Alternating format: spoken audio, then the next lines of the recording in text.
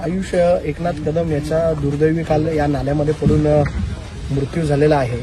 आम्ही आज सर्व पक्षीय आयुषच्या परिवाराला भेटण्यासाठी इथे आलेलो आहे आणि ज्या मुलांनी आयुषला स्वतःच्या जीवाची पर्वा न करता ज्या मुलांनी काढलं त्या मुलांना देखील आम्ही भेटण्यासाठी इथे आलो। एवढी मोठी दुर्दैवी घटना इथे घडलेली आहे।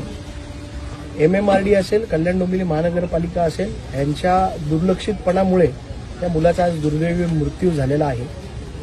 आज एखाद्याच्या परिवारातला जेव्हा एक तरुण लहान मुलगा जेव्हा जातो तेव्हा त्याच्या परिवारावरती काय शोककळा पसरते ते आज आपल्याला बघायला मिळत आहे। कल्याण डोंबिवली महानगरपालिका असेल, MMRD असेल, कोणी या कामाची जबाबदारी घ्यायला तयार नाही।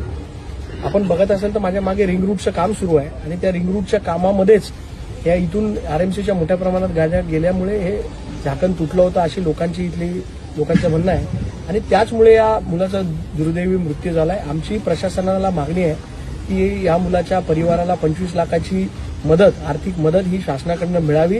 महापालिका असेल, MMRD असेल, कुणीही द्यावी, पण या परिवाराला आज मदतीची गरज आहे।